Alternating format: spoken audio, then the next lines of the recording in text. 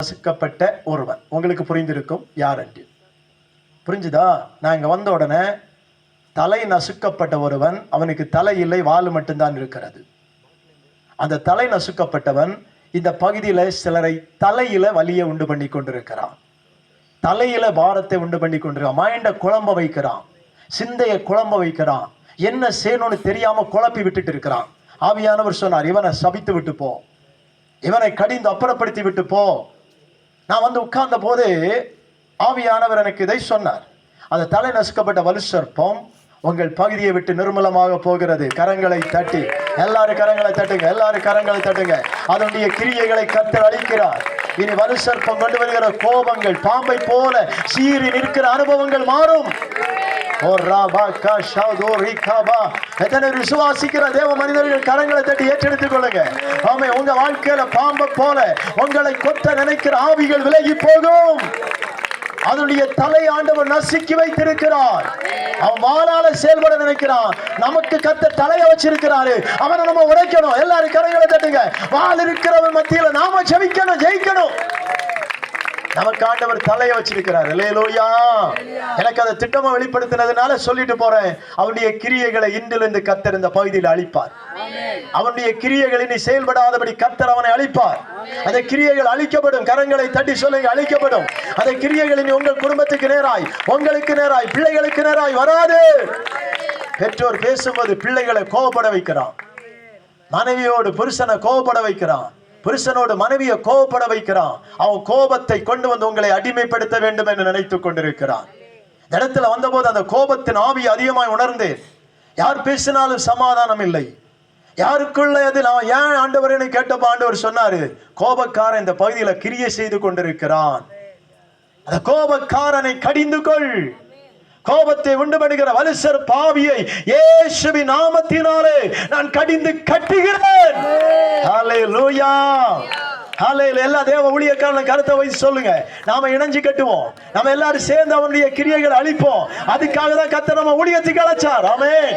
பயந்து பயந்து ஊழியம் செய்வதற்கு அல்ல, நாம எல்லாரும் சேர்ந்து அவன் என்ன செய்யணும்? அவனுடைய கிரியைகளை அழிக்கணும். நம்ம திறப்புல நின்று அவன் ஓடி போவான். அவனால ஒண்ணும் பண்ண முடியாது. எத்தனை விசுவாசிக்கிறீங்க? எல்லாரும் சேர்ந்து சொல்லுங்க, நாங்க இணைந்து. சொல்லுங்க, நாங்க இணைந்து எங்க பகுதியில கிரியை செய்கிற வலுசர் பாவியை நாங்கள் இணைந்து சபிக்கிறோம். அவன் பாதாளத்துக்கு போவானாக. அவனுக்குரிய பாதாளம். ஆனா சில வீடுகளுக்குள்ளே நுழைந்திருக்கிறான், நிம்மதியை கெடுத்துக் கொண்டிருக்கிறான், தூக்கத்தை தடை பண்ணி கொண்டிருக்கிறான், வாழ்க்கையில வெறுப்பை கொண்டு வந்து கொண்டிருக்கிறான், ஊழியம் செய்ய வேண்டாம் என்கிற எண்ணங்களை கொண்டு வந்து கொண்டிருக்கிறான். ஹல்லேலூயா, ஹல்லேலூயா. ஆண்டவருடைய பிள்ளைகளே, ஒரு வசனத்தை உங்களுக்கு ஞாபகப்படுத்தி தொடர்ந்து நான் ஜெபித்து ஏற்ற நேரத்தில் ஒரு 9:15 முடிக்கலாம் ஐயா. சரி, நம்ம ஒரு வசனம் யோசுவாவின் புஸ்தகம் எடுத்துக்கொள்ளுங்கள். 3வது அதிகாரம் 5வது வசனத்தை ஒருவர் வாசிக்கலாம். யோசுவாவின் புஸ்தகம் 3வது அதிகாரம் 5வது வசனத்தை வாசிக்க கேட்போம். யோசுவா ஜனங்களை நோக்கி, யோசுவா ஜனங்களை நோக்கி உங்களை பரிசுத்தம் பண்ணிக் கொள்ளுங்கள். இன்னைக்கு ஆண்டவர் உங்களை பார்த்து சொல்ல சொன்ன ஒரு வார்த்தை, உங்களை பரிசுத்தம் பண்ணி கொள்ளுங்கள். நீங்க எல்லாரும் எங்கிட்ட கேட்கலாம், நாங்க பரிசுத்தமாக தான் இருக்கிறோம் பாஸ்டர். ஊழியக்காரங்க சொல்லலாம், நாங்க பரிசுத்தமாக தான் இருக்கிறோம் ஊழியக்காரனே என்று சொல்லலாம். ஆனா ஆண்டவர் சொல்ல சொன்னாரு, யோசுவாவை போல போய் சொல்லு, உங்களை பரிசுத்தம் பண்ணி கொண்டா உங்க நடுவுல அற்புதம் நடக்க போகுது. அல்லேலூயா. இல்லாத பட்சத்தில் அற்புதம் நடக்காது. யாரு வந்தாலும் நடக்காது. யோசுவா ஜனங்களை பார்த்து சொன்ன ஒரு வார்த்தை, உங்களை நீங்க என்ன பண்ணிக்கொள்ளுங்கள், பரிசுத்தம் பண்ணி கொண்டால் நாளைக்கு கர்த்தர் உங்கள் நாளைக்கு இன்னைக்கு அற்புதம் நடக்கும் நான் சொல்றேன். ஆமென், ஆமென். இன்னைக்கு அற்புதம் நடக்கும். நடக்காத அற்புதம் இன்னைக்கு நடக்கும். நம்ம எதுல நம்ம பரிசுத்தப்படுத்தணும் அதுல பரிசுத்தப்படுத்தணும். யோசுவா ஜனங்களை பார்த்து சொல்லுகிறான், உங்களை நீங்க என்ன பண்ணிக்கொள்ளுங்க, பரிசுத்தம் பண்ணிக்கொள்ளுங்கள். பரிசுத்தம் பண்ணினா உங்க நடுவுல யார் அற்புதம் செய்வா? கர்த்தர் அற்புதங்களை செய்வார். அல்லேலூயா. அற்புத பெருவிழா என்ற இடத்துல சொன்னாங்க. விஜயராய் பாஸ்டர் வந்த அற்புதம் நடக்காது, கர்த்தர் வந்த அற்புதம் நடக்கும். ஆனா கர்த்தர் அற்புதம் நடத்தணும்னு என்ன இருக்கணும்? எனக்குள்ள உங்களுக்குள்ள பரிசுத்தம் இருக்கணும். எல்லாரும் மூழ்கி ஞானஸ்தானம் எடுத்தவங்க எல்லாம் அவனை வலது கரத்தை வைத்துங்க. மூழ்கி ஞானஸ்தானம் எடுத்தவங்க. அப்ப அந்த மூழ்கி ஞானஸ்தானத்துக்கு அடையாளம் என்ன? பாவத்துக்கு மரித்து நீதிக்கு. அப்ப நம்ம எல்லாரும் எப்படி இருக்கிறோம்? எல்லாரும் பரிசுத்தமா இருக்கிறீங்களா? அடுத்த கேள்விக்கு வரேன். இதுதான் என் கேள்வி. மூழ்கி ஞானஸ்தானம் எடுத்தோன்னா பரிசுத்தமாயிட்டீங்களோ? ஊழியம் செய்தோட நம்ம பரிசுத்தமாயிட்டோமோ? சொல்லுங்க மக்களே, சத்தியமா சொல்லுங்களேன். ஆயிட்டீங்களோ? இல்லை. கழிந்த நாட்களில் எனக்கு என்னன்னு தெரியல, பெரிய பெரிய ஊழியக்காரர்கள் எல்லாம் ஆண்டவர் தேசத்தில் வச்சிருக்கிறாரு. ஆனா இது 3வது இடம் என்று சொல்லுகிறேன். இந்த பேசுவது இது 3வது இடம். ஒரு இடத்துல நான் பேசிக்கொண்டு நிற்கும் போது கர்த்தர் சொன்னார், 2 விதமான பரிசுத்தத்தை ஜனங்களுக்கு நான் கொடுக்கிறேன். என்ன ஆண்டவரே, எல்லாரும் ஒரே பரிசுத்தத்திலேயே பேசுவாங்க ஆண்டவரே, நான் எப்படி பேசினா ஏற்றுக்கொள்வாங்களா ஆண்டவரேன்னு கேட்டேன். பேசுடா, ஏற்றுக்கொள்வேன், ஏற்றுக்கொள்ளாதவன் ஏற்றுக்கொள்ள மாட்டான். முதல் பரிசுத்தம், கர்த்தராகிய இயேசு கிறிஸ்துவை ஏற்றுக்கொண்டு மூழ்கி ஞானஸ்நானம் எடுத்து நம்மளை என்ன செய்கிறோம்? நம்ம பாவம் கழுவப்பட்டு நீதிக்கு மூழ்கி ஞானஸ்நானம் எடுத்ததுக்கு அப்புறம் நான் பாவமே செய்யலைன்னு சொல்றவங்க மட்டும் ஒரு அல்லேலூயா சொல்லுங்க. செய்தோமா இல்லையா? செய்தோமா இல்லையா? சொல்லுங்க, செய்தோமா இல்லையா? அப்ப எப்படி நம்மளை பரிசுத்தப்படுத்திக் கொள்வது? கேள்வி கேட்டு விடையை கண்டுபிடிக்கணும். கேள்வி கேட்டு விடையை கண்டுபிடிக்கணும். எல்லாரும் சம்மதிச்சிங்களா? நம்ம மூழ்கி ஞானஸ்தானம் எடுத்தோம், ஆனா நம்மளால பரிசுத்தமா வாழ முடியுதா? சில அசுத்தங்கள் நமக்குள்ளே வருகிறது. அப்ப 2வது எப்படி பரிசுத்தப்படுத்திக் கொள்வது? 2வது மூழ்கி ஞானஸ்தானம் எடுக்கணுமோ? பின்ன என்ன செய்யணும் சொல்லுங்க? இல்லைன்னா பிரசங்க முடியாது. நான் காலை வர பிரசங்கிச்சுட்டே நிற்பேன், நீங்க தூங்கி எல்லாரும் மேல விழுந்த ஒருத்தனை எப்படி எடுத்தாங்க சொல்லுங்களேன்? எப்படி எடுத்தாங்க? அவரை போய் கை வச்சு நீ பிடித்தவும் பழச்சான், நான் வந்து கை வச்சு அவரோட பழக்க மாட்டீங்க. அதனால தயவு செய்து சமயத்துக்கு நிப்பாட்டணும்னா நீங்க எனக்கு பதில் சொல்லணும். சரி, அப்போ நாம எல்லாரும் முதல்ல என்ன செய்கிறோம்? கர்த்தராகிய இயேசு, நம்ம பாவத்துல பிறக்கிறோம், உண்மைதானே?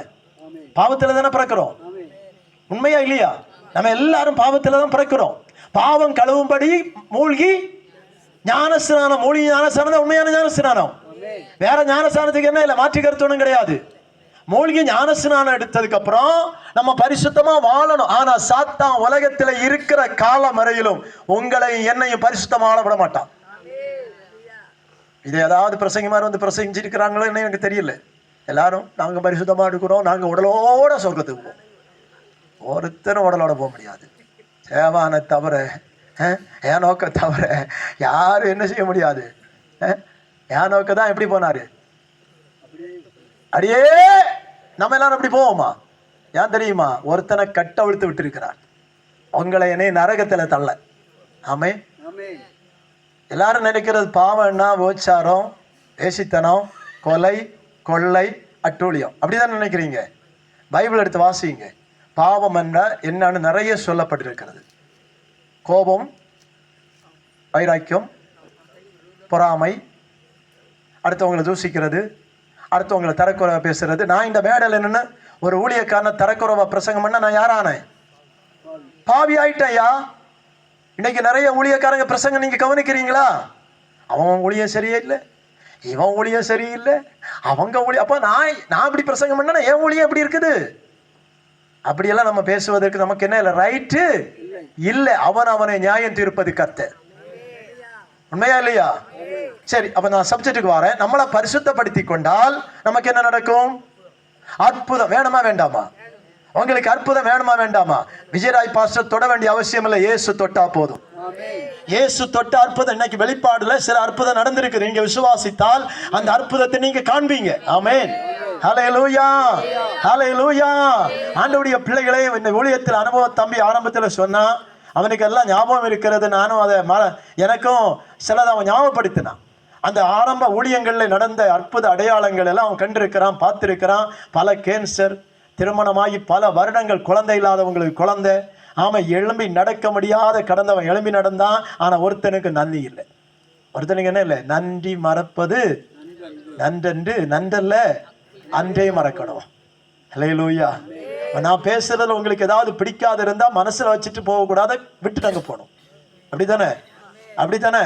சரி, யாருக்கோ ஆண்டவர் பேசுகிறார். அவன் நல்லா புரிஞ்சுக்கிடணும். நம்ம இயேசுவை ஏற்றுக்கொண்டோம், அவர் மூழ்கி ஞானஸ்தானம் எடுத்து பாவம் கழுவப்பட்டு இந்த உலகத்தில் வாழும்போது நம்மை ஒரு குடும்பத்தை எடுத்துக்கொள்றேன், என்ன எடுத்துக்கொள்றேன், நான் காலம் எழும்பி ஆண்டவரை இன்னைக்கு மனைவியோடு சண்டை போடக்கூடாது ஆண்டவரே, நான் குடும்பத்தை பற்றி எல்லாம் நாளைக்கு சொன்னா போதும் இல்லையா, இன்னைக்கு வேண்டாம், நான் இன்னைக்கு சொல்றேன், என் வீட்டுல யாரு எத்தனை பேர் எல்லாம் நாளைக்கு சொல்றேன், ஓகேயா? அப்போ நான் காலம் எழுப்பி ஜெபம் பண்றேன், ஊழியக்காரங்களே கொஞ்சம் கவனிங்களே, நம்ம காலம் எழுப்பி ஜெபம் பண்றோம், ஆண்டவரை மனைவியோடு சண்டை போடக்கூடாது, பிள்ளைகளோடு ஏதாவது கெட்ட வார்த்தையோ கோபமான வார்த்தையோடும் பேசக்கூடாது, நான் பரிசுத்தமா இருக்கணும் ஆண்டவரே என்னை பரிசுத்தப்படுத்தணும்னு சொல்லி ஜெபிக்கிற நாள்ல தான் நமக்கு வாழ்க்கையில் அசுத்தம் அதிகம் வரும். உண்மையா இல்லையா? உண்மைதானா? நம்புறீங்களா? இதுக்கு காரணம் யாரு தெரியுமா? தலை நசுக்கப்பட்டு கிடக்கிறான் ஒருத்தன், கிரிய செய்து கொண்டு கிடக்கிறான் ஒருத்தன். அவன் நமக்குள்ள வந்து நமக்குள்ள எதை உண்டு பண்ணி விடுவான்? கோபத்தை தூண்டி விடுவான். கோபம் எதை செய்ய வைக்கும்? கோபம் வந்தோன்னு என்ன செய்கிறோம்? யாருன்னு பார்க்காம படக்குன்னு அடிக்கிறோம். அப்ப நீ யாரான? நீ யாரான சொல்லு, நீ யாரான? பாவியான. அவன் எப்படி உன் பாவம் மன்னிக்கப்படும்? நான் சப்ஜெக்டுக்கு வாரேன். புரியுதா புரியலையா? மறக்கிறது வாழ்க்கையில. விஜயராய் பாஸ்டர் ஐயோ நீ எத்தனை ஆண்டு தாண்டி வாரேன்னு எனக்கு தெரியாது, ஆனா நீங்க மறக்கிறது செய்தி, வார்த்தைகள், செய்திகள். நம்ம இருதயத்தை திறந்து கொண்டே இருக்கணும், நம்ம இருதயத்துக்குள்ளே அது பேசிக்கொண்டே இருக்கணும். அவர் வந்தார், இப்படிப்பட்ட உபதேசங்களை சொன்னார், இப்படிப்பட்ட வார்த்தைகளை எங்களுக்கு சொன்னார், இப்படிப்பட்ட அனுபவத்தை எங்களோடு பேசினாருங்கிறது சிலங்க ஆதி ஆமத்தில் தொடங்கி எங்க முடிப்பாங்க? வெளிப்படுத்தல. ஒரே ஒரு வசனத்தை சொல்லிட்டு போறேன். யோசுவா இதை கண்டினியூ நாளா இருக்கும், காலையிலும் மாலையிலும் இதை கண்டினியூ பண்ணி பிரசங்கம் பண்ணுவேன், சரியா?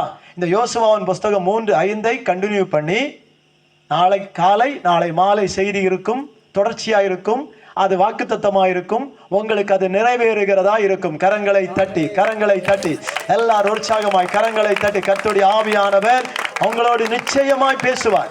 நீங்க பிறருக்கு சொல்லுவீங்க, நீங்க குடும்பத்துல மாறி மாறி பேசுவீங்க, கர்த்தர் பேச வைப்பார். ஆமென், ஹல்லேலூயா. அப்ப நான் இந்த விஷயத்துக்கு வரேன், உங்களை பரிசுத்தப்படுத்திக் கொள்ளுங்கள், உங்கள் நடுவில் கர்த்தர்.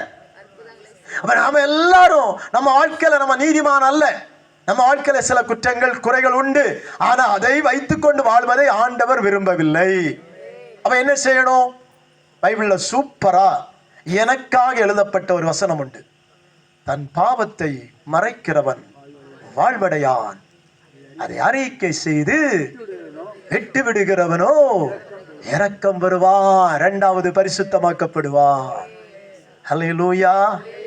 நாம செய்த பாவத்தை நான் தான் நீதிமான், நான் தான் பரிசுத்தவான்னு சொல்லி வாழாம தேவ சமூகத்துல போய் என்ன செய்யணும்? அறிக்கை செய்து விட்டு விடணும். அப்பா இப்படி பேசிட்டாப்பா, இப்படி சொல்லிட்டாப்பா, இப்படி கோபப்பட்டுட்டாப்பா, என்ன மன்னிங்க, இனி நான் செய்ய மாட்டேன், இனி இந்த தவறு என் வாழ்க்கையில வராது, என்னை பரிசுத்தம் பண்ணுங்க, நான் பரிசுத்தமாக விரும்புகிறேன். அது வேதம் நமக்கு கற்றுக் கொடுத்த ஒரு ரகசியம். ஒருவனாகில நீதிமான் உண்டோ? அப்ப ஆண்டவருடைய பிள்ளைகள் புரிந்து கொள்ள வேண்டும், நம்ம பாவங்களை நம்ம மறைக்காம, அவன் மனைவியோடு கோபப்படலாம், புருஷனோடு கோபப்படலாம், பிள்ளைகளோடு கோபப்படலாம், சண்டை போடலாம், நாம பல காரியங்களை நம்ம செய்யலாம், ஆனா தேவனிடத்துல போய் சொல்லணும், நான் பாவம் செய்தேன். உங்களுக்கு தெரியுமா ஒரு ரகசியம்? தாவீது யாரையா? அபிஷேகம் பண்ணப்பட்ட ஒரு மனிதன், அப்படிதானே? தேவனால் அபிஷேகம் பண்ணப்பட்ட ஒரு மனிதன் தான் தாவீது. அவனுடைய குற்றத்தை யார் உணர்த்தினா? நாத்தான் என்கிற தீர்க்கதரிசி ஒரு குற்றத்தை உணர்த்தினான். நீயே அந்த மனுஷன், நல்லா புரிஞ்சுக்கணும், நீயே. அப்ப அவர் என்ன செய்தாரு? தேவ சமூகத்தில் போய் விழுந்தாரு, தன் பாவத்தை அறிக்கை செய்தார். ஆண்டவர் பார்த்து என்ன சொன்னாரு? ஆண்டவரின் தாவீதை பார்த்து என்ன சொன்னாரு? வெரி குட், நீ என் இருதயத்துக்கு ஏற்றவன். வேற யாராவது பார்த்து சொன்னாரா? பைபிளை இருதயத்துக்கு ஏற்றவன் வேற ஏதாவது ஒரு மனிதனை பார்த்து ஆண்டவர் சொல்லி இருக்கிறாரா? நத்திங், இல்லை. ஏன்? பாவத்தை மறைக்காமல் அறிக்கை செய்தான், தேவனிடத்தில் தெரியப்படுத்தினான், நான் அந்த பாவியான மனுஷன் என்று ஒத்துக்கொண்டான். இன்னைக்கு நாம யார் உணர்த்தினாலும் ஒத்துக்கொள்வதில்லை, யார் சொன்னாலும் கேட்பதில்லை, யார் சொன்னாலும் ஏற்றுக்கொள்வதில்லை. நாம் பாவியாகவே இருக்கிறோம். தாவீது தேவ சமூகத்தில் போய் விழுந்தான், நான் தான் ஆண்டவரே என்ன மன்னியும், நாத்தான் தீர்க்கதரிசி சொல்லுகிறான், யோ நீயாதான் அந்த மனுஷன் கேட்கிறான். தாவீது, அப்படிப்பட்டவன் யாரு? அவனை கொண்டு வா, இப்ப தீர்த்து கட்டணும். உடனே அந்த தீர்க்கதரிசி சொன்ன வார்த்தை என்ன தெரியுமா? நீதான் அந்த மனுஷன். உடனே ராஜா என்ன செய்தார் தெரியுமா? தேவ சமூகத்துல போய் தன் பாவத்தை அறிக்கை செய்து அழுதான். ஆண்டவர் பார்த்துட்டு சொன்னாரு, பரவாயில்லையே, நீ இருதயத்துக்கு ஏற்றவனா இருக்கிறியே, நீ அழுகிறியே, பாவத்தை அறிக்கை செய்கிறியே, நான் உன்னை இருதயத்துக்கு ஏற்றவனாய் கண்டேன். அல்லேலூயா. எத்தனை பேர் இருந்தாங்க? ஒருத்தரையும் பார்த்து கர்த்தர் இப்படி சொல்லல. சொல்லி இருக்கிறாரா ஐயா? சொல்லி இருக்கிறாரா? தாவீதை தவிர வேற யாரையாவது பார்த்து ஆமா நீ என் இருதயத்துக்கு ஏற்றவன் கர்த்தர் சொல்லி இருக்கிறாரா? இல்லவே இல்லை. ஏன் தெரியுமா? தன் பாவத்தை மறைக்காமல் என் அப்பாட்ட அறிக்கை பண்ணான். அப்ப நான் தவறு பண்ணிட்டப்பா. இந்த உலகத்துல வாழும்போது சில தவறுகள் நமக்கு வரும் மக்களே. ஆனா அதை மறைக்காம அப்பாட்ட சொல்லிட்டு ஒப்புரவாகணும், ஐக்கியப்படணும். இந்த ஊழியத்துக்கு வருவதற்கு முன்பு யாரை கண்டாலும் வைராக்கியம், யாரை கண்டாலும் அன்பில்லாத நிலைமை, யாரை கண்டாலும் பொறாமை, யாரை கண்டாலும் பேச பிடிக்காத ஒருவனை ஆண்டவரின் தேசத்துல, சொந்த தேசத்துல, பிறந்து வளர்ந்த தேசத்துல மகிமையான ஊழியம் செய்ய வைக்க காரணம் அந்த ஐயா வந்திருந்தாரு. தம்பி வந்து பார்த்தான். தம்பிக்கு ஆரம்பமே தெரியும். ஐயா வந்திருந்தார். நான் பிறந்து வளர்ந்த பகுதி, நான் பிறந்த இடத்துல மேன்மையான சபை, மேன்மையான ஊழியம், மேன்மையான விசுவாச பிள்ளைகளை தந்திருக்கிறாருன்னா என்னுடைய வைராக்கியமும் என் கோபமும் எல்லாம் சிலுவைகளை அடித்து நொறுக்கினதுனால. அல்லேலூயா. நம்ம ஊழிய வளரணும்னா நாம எல்லாவற்றையும் சிலுவையில அடிச்சு நொறுக்கணும். எல்லாம் சிலுவையில் அடித்து நொறுக்கி விட்டுட்டு நீயும் நானும் இயேசுவன்னு சேர்ந்து வாழணும். அப்படி வாழ எல்லாரும் சொல்லுவாங்க, வைராக்கியமா நடந்தவன் பேசாத போறவன்ட்ட பேசுறான், அவனை என்ன கெட்ட வார்த்தை பேசுறவன்ட்டே நான் பேசுவேன், என்ன ஏதாவது சொன்னாலும் நான் கண்டா பேசுவேன். ஏன் தெரியுமா? தேவ அன்பு நம்மை ஏவிக்கொண்டிருக்கும். அல்லேலூயா, அல்லேலூயா. அப்படிப்பட்ட ஒரு அன்புல நம்ம ஊழியங்கள் செய்வோம் என்றால் நம்ம ஊழியத்தை ஒருவனும் தவிர்க்க முடியாது. நான் ஒரு விசுவாசிக்க வீட்டுல போய் எங்க சபைக்கு வான்னு கூப்பிட்டதில்லை. 200க்கு அதிகமான சுமார் 300 பேர், எல்லாரும் வந்தா 300 பேர். இப்படிப்பட்ட ஜனங்களை கர்த்தர் கொண்டு வந்திருக்கிறாருன்னா நான் மாதிரியை காட்டுறேன், அவ்வளவுதான். யாரையும் வீட்டுல போய் வா கூட்டத்துக்கு வான்னு கூப்பிட மாட்டேன். என்ன ஊழியத்துக்கு அழைச்சப்போ சொன்னேன், நீர் ஆத்துமாக்களை தருவதா இருந்தால் நான் நடத்தரடி. எனக்கு நான் பெரிய கோபக்காரன் ஆண்டவருக்கு தெரியும். அந்த கோபத்தை எல்லாம் அப்படி அடிச்சு நொறுக்கி சிலுவையில நொறுக்கி விட்டதுக்கு அப்புறம் கர்த்தர் நம்மளை தாழ்த்தி, ஆண்டவர் என்னல ஒண்ணும் இல்லப்பா, என்னல நீங்க வெளிப்படுங்க நம்ம ஒப்பு கொடுத்து பாருங்க, கர்த்தர் வெளிப்படுவார். உங்கள கர்த்தர் வெளிப்படுவார், உங்க வாழ்க்கையில கர்த்தர் வெளிப்படுவார். நிச்சயமா நம்மளை தாழ்த்தணும். நமக்குள்ள இருக்கிற வைராக்கியங்கள் மாறணும், நமக்குள்ள இருக்கிற பொறாமைகள் மாறணும், நமக்குள்ள இருக்கிற கோபங்கள் மாறணும், நமக்குள்ள இருக்கிற எல்லாம் மாறணும். மாற நம்ம ஊழியம் மாறும், நம்ம வாழ்க்கை மாற பெரிய மாற்றத்தை கர்த்தர் நமக்கு தருவார். அல்லேலூயா, அல்லேலூயா. அப்ப நான் என்ன சொல்றேன்னா, பரிசுத்த இரண்டாவது ஒரு பரிசுத்தம் பாவத்தை அறிக்கை செய்து விட்டு விடுவது. பாவத்தை அறிக்கை செய்து விட்டு விடாம இருந்தா சுத்தம் தான். அது ஆண்டவருடைய சமூகத்தில் விட்டுவிட்டா யோசுவா ஜனங்களை பார்த்து சொல்றான், உங்களை நீங்க என்ன பண்ணிக்கொள்ளுங்க, பரிசுத்தம் பண்ணிக்கொண்டு என்ன நடக்கும்? இந்த ஆண்டு உங்களுக்கு அற்புதத்தின் ஆண்டு. கரங்களை தட்டி இந்த ஆண்டு, இந்த ஜனவரி சொல்றேன், இந்த 30ஆம் தேதி உங்களுக்கு சொல்லுகிறேன், உங்களை நீங்க பரிசுத்த ஊழிய பாதைகள்ல நம்மளை நாம் பரிசுத்தம் பண்ணிக்கொண்டா நம்ம ஊழியங்கள் அற்புதங்கள் நடக்கும். நம்மை கொண்டு கர்த்தர் அற்புதங்களை செய்வார். அல்லேலூயா. குடும்பத்துல நம்மளை நாம் பரிசுத்தம் பண்ணிக்கொண்டா கர்த்தர் அற்புதங்களை செய்வார். விசுவாசிக்கிறவங்க சத்தமா அல்லேலூயா சொல்லுங்க பாப்போம். ஆண்டவருடைய பிள்ளைகளை பரிசுத்தம் பண்ணணும். தொடர்ந்து என்ன செய்யணும்? ஆமை, சில காரியங்கள் ஆண்டவர் சித்தமானா உங்களோட நான் பேசுவேன். இயேசு செய்த அற்புதங்கள், எப்படி இந்த அற்புதங்கள் நடந்தது, எங்கெல்லாம் அற்புதம் செய்தார், எந்த இடத்துல அற்புதம் செய்தார் என்பதை ஆண்டவர் சித்தமான 2 செய்தி உங்களுக்கு இருக்கிறது. ஆமை, காலையிலும் மாலையிலுமாக அந்த செய்திகள் உங்களுக்கு கொடுக்கப்படும். நீங்க அதனால விருப்பம் உள்ளவங்க வாங்க, யாரையாவது கூட்டிட்டு வரணும்னா கூட்டிட்டு வாங்க. இப்படி ஒரு ஊழியக்காரனை கர்த்தர் கொண்டு வந்திருக்கிறாரு, நீங்க வாங்க, அவர் பேசுறத ரசிப்போன்னு சொல்லி கூட்டிட்டு வாங்க. ஹல்லேலூயா.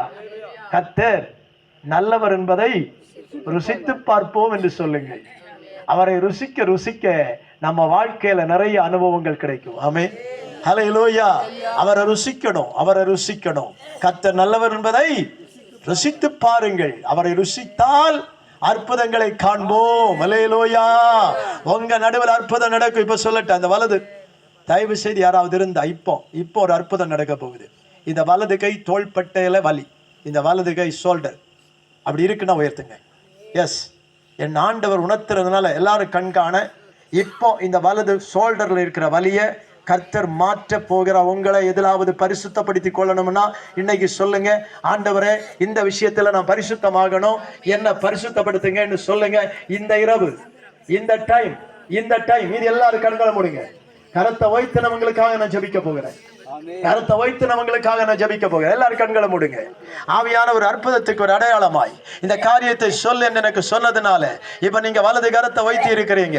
இன்றைக்கு இந்த டைம் ஆமை நீங்க சொல்லுங்க. உங்க குற்றங்கள் குறைகள் ஏதாவது இருந்தா ஆண்டவர்கிட்ட சொல்லி ஜெபிங்க. இந்த வலியை நீங்க பல வருடமா அனுபவிக்கிறீங்க, பல வருடமா இந்த வலி உங்களை விட்டு நீங்காம இருக்குது.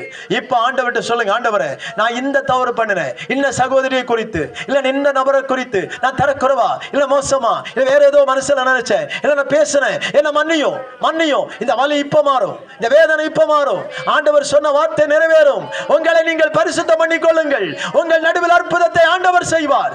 இப்பொழுது அந்த வேதனை மாறி நீ வாய்தோரந்து, ஆண்டவரே என் குற்றங்கள் குறைகள் மன்னியும், எனக்கு ஒரு விடுதலை தாரும். நான் வந்து ஸ்டேஜில் சொல்லுவேன் இந்த வலியோடு வந்தேன், இயேசு என்னை தொட்டார். அற்புதம் உங்க வாழ்க்கையில இயேசு இன்றைக்கு செய்கிறார். விசுவாசமா போ. நாளை சாட்சி சொல்லுவேன்னு சொல்லு. நான் தொட வேண்டிய அவசியம் இல்லை, நான் தொட்டு ஜெபிக்க வேண்டிய அவசியம் இல்லை. வசனத்தை அனுப்பி உன்னை குணமாக்குவேன் என்று இயேசு சொன்னார். வசனத்தை அனுப்பி, என் வார்த்தையை அனுப்பி உன்னை நான் குணமாக்குவேன். இப்பொழுது விடுதலை பெற்றுக்கொள். இயேசுவின் நாமத்தில் அந்த வேதனை நீங்கட்டும். இயேசுவின் நாமத்தில் அற்புதம் நடக்கட்டும். இயேசுவின் நாமத்தில். அப்படி எழும்பும், அப்படி எல்லாரும் எழும்புங்க. உங்களுக்கு அற்புதம் நடக்க நான் ஜெபிக்க போகிறேன். ஓரி ஷபலபா, நம்பி அற்புதங்கள் செய்கிறவர். அந்த பாடலுடைய 2 வரிய எனக்காக பாடலாமா?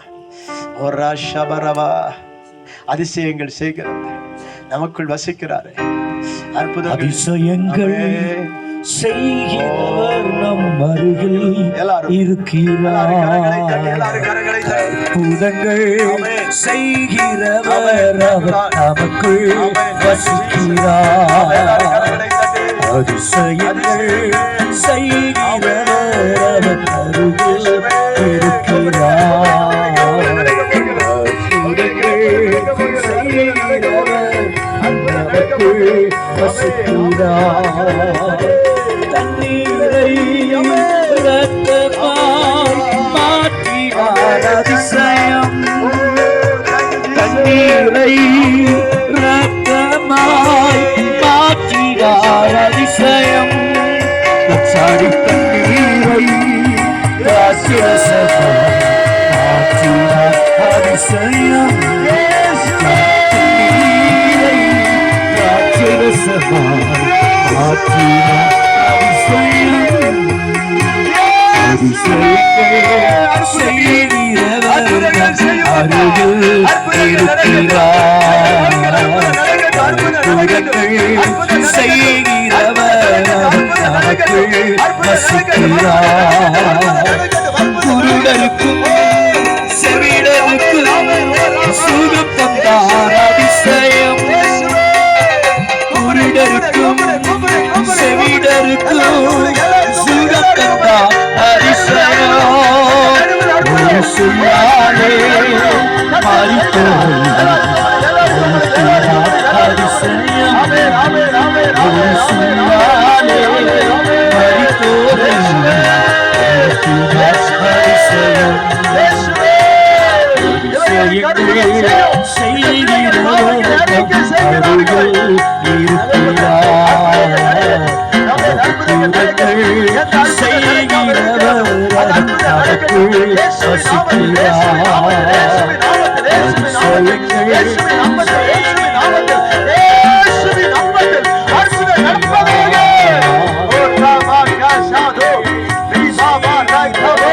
வசிக்கிறார். உங்கள் அருகில் வந்திருக்கிறார், உங்களை தொடுகிறார், உங்களை தொடுகிறார். இயேசு உங்களை தொடுகிறார்.